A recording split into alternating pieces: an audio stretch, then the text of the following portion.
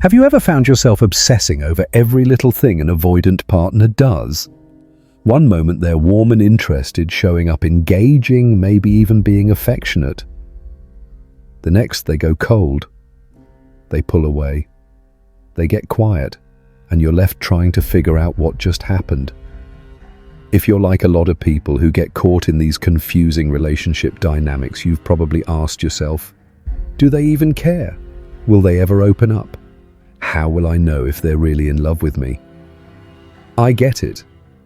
Avoidants don't exactly make their feelings obvious. But here's the thing, no one tells you. There is a moment when an avoidant person shows they're truly in love. It doesn't always look like what you'd expect, but when it happens, it speaks volumes. And in this video, I'm going to break it down for you. Hi, I'm Jim Rohn, and I help people break out of the cycle of overgiving, overthinking, and chasing emotional crumbs. My work is all about helping you build secure, emotionally mature relationships, starting with how you show up for yourself. If you've ever been stuck in the anxious avoidant dance where you're constantly questioning your worth while your partner keeps their distance, then you know how draining that dynamic can be. You're constantly trying to read between the lines, hoping they'll change, waiting for that one moment that tells you it's safe to exhale.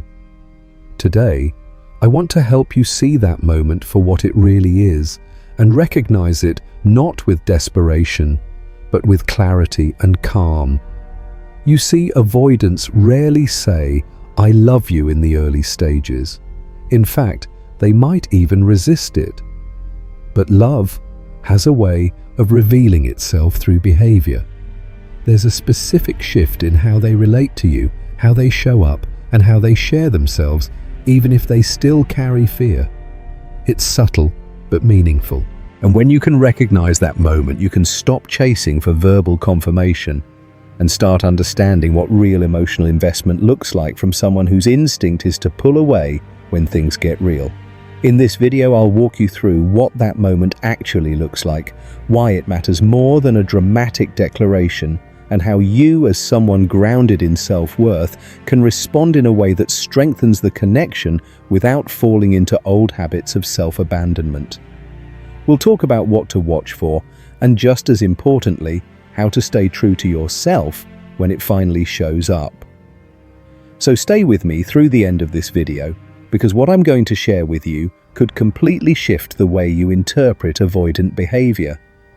It might even give you the insight you need to stop feeling powerless and start responding like the secure version of you that's ready to emerge. And if you're on a journey to understand attachment, rebuild your confidence and stop settling for emotional limbo, go ahead and hit that subscribe button. I post weekly content designed to help you heal the patterns that keep you stuck and start creating the kind of love that feels calm, clear, and mutual. Let's get started. To really understand what's going on with someone who has avoidant attachment, you have to start with the core idea that their behavior isn't random, it's protective. Most avoidants operate from a deep, often subconscious belief that emotional closeness equals danger. This doesn't mean they don't want love or connection. It means that somewhere in their early life, often in childhood, they learned that being emotionally open wasn't safe. Maybe they had a parent who was emotionally inconsistent, or a caregiver who only showed affection when certain conditions were met. Maybe they experienced outright neglect, or were taught subtly or directly that needing others was a weakness. So they adapted. They built emotional walls. They learned to rely on themselves to become independent, to manage their own feelings without asking anyone for support. And that became their way of staying safe. Over time, this coping style becomes so familiar that they don't even question it. It feels normal. In fact, it feels necessary. Independence becomes a point of pride, a symbol of strength. But underneath that self-sufficiency is often a buried fear, a fear of being seen, of being known too deeply, of being vulnerable enough to be hurt. When someone starts getting close to them, it activates this fear. Their nervous system interprets intimacy not as comfort, but as a threat to their emotional autonomy. So, they withdraw. They go silent. They shut down conversations. Not because they don't care, but because caring feels risky. That's the confusing part for the person on the other side. You might see someone who's charismatic, confident, maybe even affectionate at times. They might open up in small ways, let you in just enough to give you hope. But when things start to deepen, when real emotional connection enters the picture, they pull back. And it can feel incredibly personal, especially if you're anxiously attached. But the reality is, it's not about you, it's about their internal blueprint for safety. They've constructed an emotional fortress around themselves, and the closer you get, the more exposed they feel. Vulnerability threatens their sense of control, and control is what helps them feel stable. This is why emotional intimacy with an avoidant can feel like 2 steps forward, 3 steps back. You'll have moments of closeness, real, genuine moments, and then they'll pull away sometimes without warning.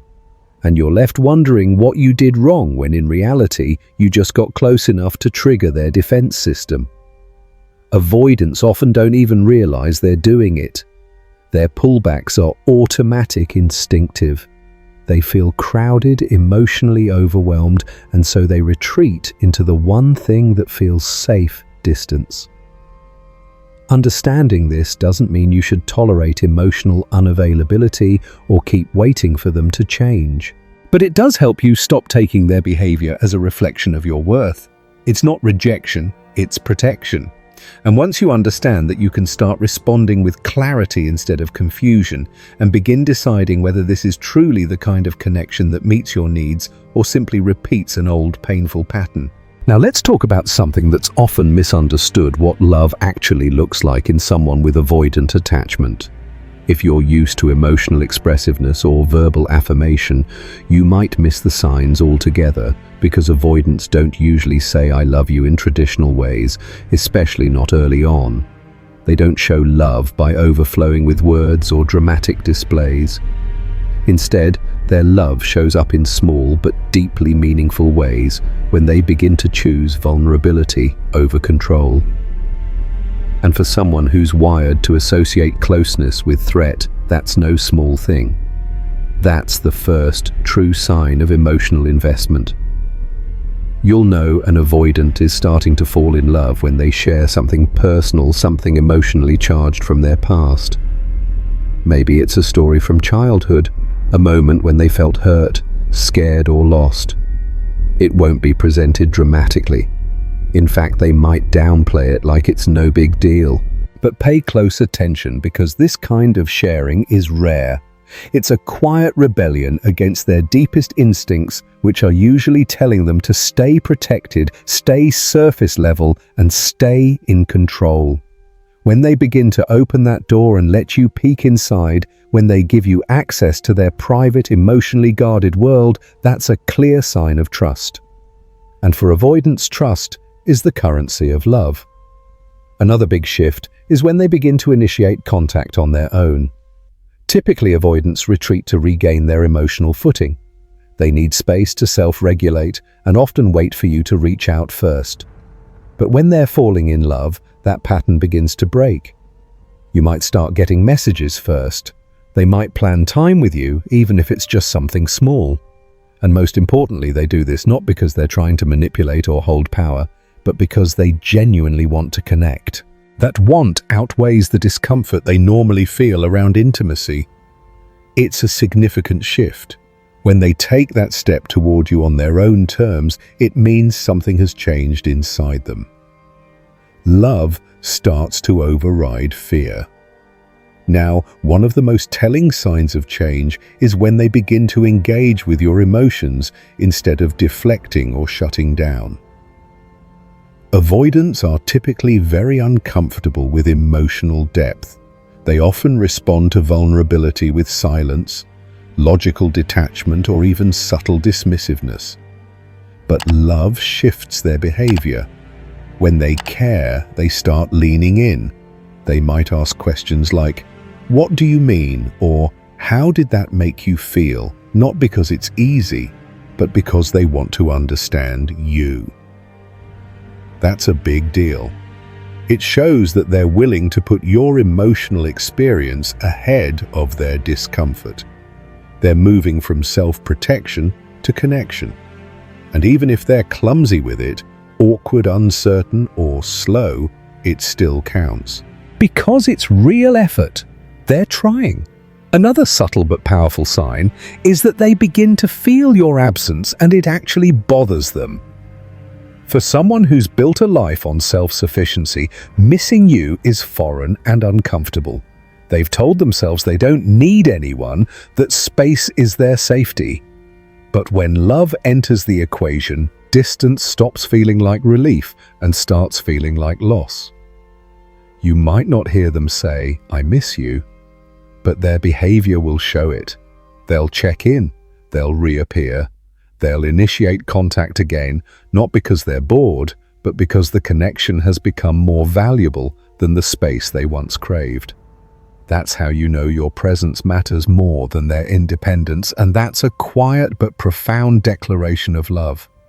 One of the most transformational signs, though, is this: they stay through conflict. Avoidants typically avoid tension like the plague. Conflict threatens the fragile emotional balance they've worked hard to preserve. In the past, they might have ghosted, shut down, or stonewalled at the first sign of discomfort. But when they're in love, they stay. Maybe they don't have all the right words, maybe they ask for space, but they come back. They stay present. They might say, "I don't know how to talk about this," or "I need a little time, but I'm not walking away." That's not avoidance, that's growth. It shows they're committed to the relationship, not just when things are good, but when it's hard. That's when love becomes more than chemistry. It becomes resilience. What's important to remember here is that for an avoidantly attached person, these changes are hard-won. They go against everything their nervous system is wired to do. So while the signs of love might not look big or dramatic on the outside, they're huge on the inside. Every time they reach out, stay present, or share something personal, they're doing something incredibly brave. They're risking the very thing they've spent years protecting themselves from emotional exposure. And if you're on the receiving end of that, if you see these moments and recognize them for what they are, your response matters too. How you hold space for their effort.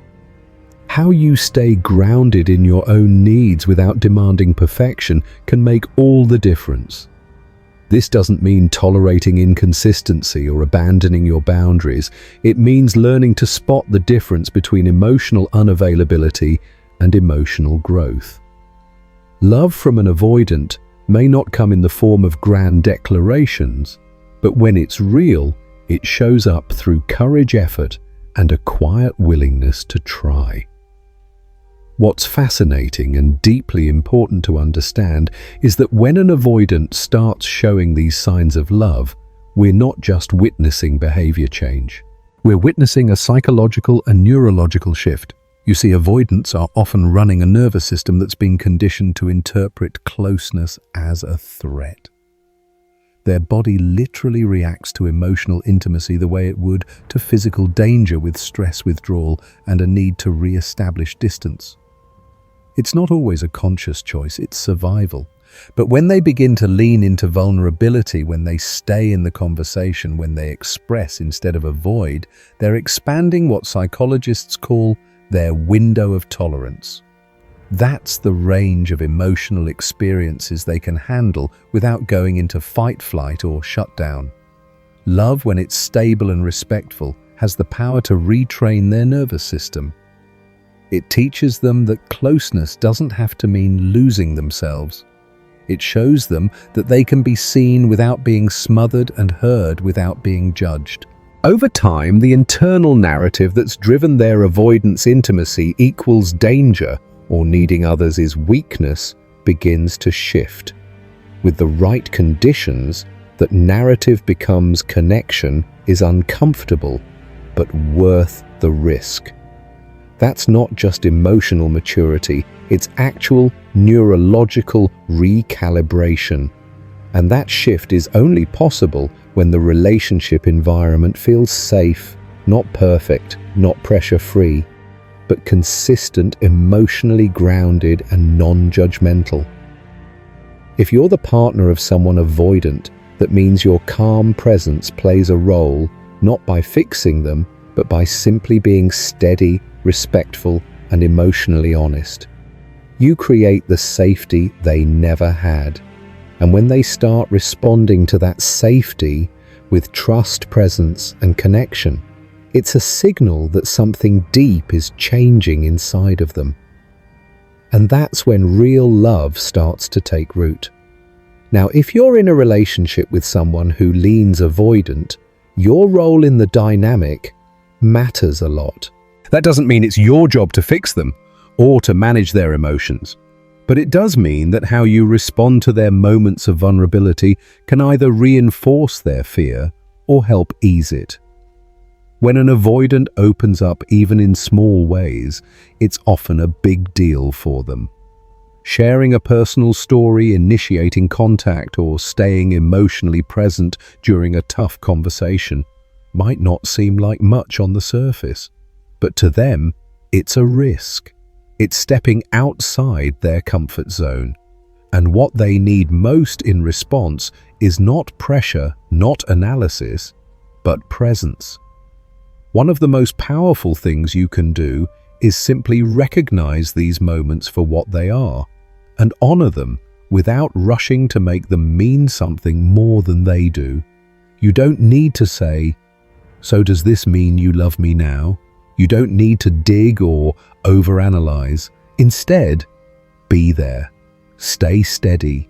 Show appreciation through calm, secure energy. That kind of response sends a powerful message. It's safe to show up here. That message can do more for an avoidance growth than any emotional demand ever could. At the same time, it's crucial that you don't confuse inconsistent gestures with real emotional investment. Avoidance, especially when not fully aware of their patterns, can sometimes send mixed signals, reaching out when they feel lonely, only to pull away again when things get too close. That's not love, that's self-regulation through connection followed by withdrawal. Genuine love shows itself in consistency, in intention, in someone showing up not just when they miss you, but when it's uncomfortable, when it's inconvenient, when it requires growth. So your job isn't to chase or to convince, it's to discern, to recognize the difference between a breadcrumb and a bridge. If their openness is followed by consistent action, by real effort to connect and stay connected, that's meaningful. But if it's followed by more of the same confusion, then it's okay to say, "This isn't enough for me." That's not judgment. That's emotional self-respect. Your presence matters, but your boundaries do too. And when you hold both, you create the space where real transformation on both sides can happen.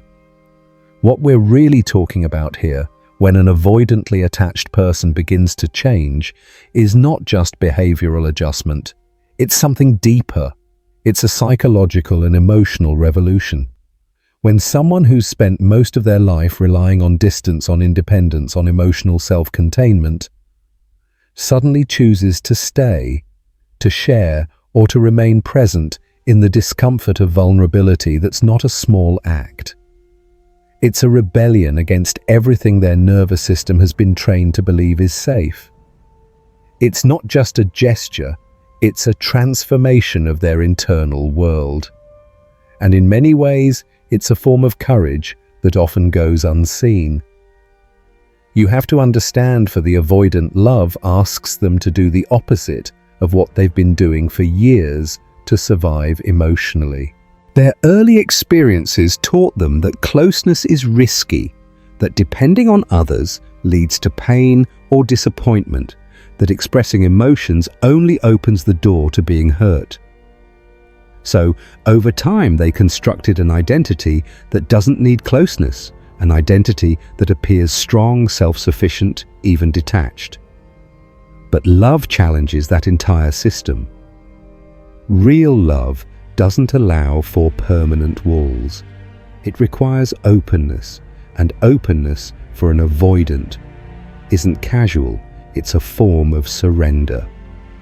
When they choose to stay instead of run, when they initiate connection instead of withdraw, or when they share something real about themselves that's an act of trust. It's their way of saying, I'm willing to let you see me, even though every part of me is screaming that it's safer to hide.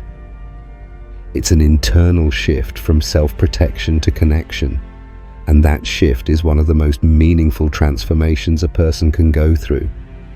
It's not dramatic on the surface. It's often quiet, cautious, and imperfect. But it's real.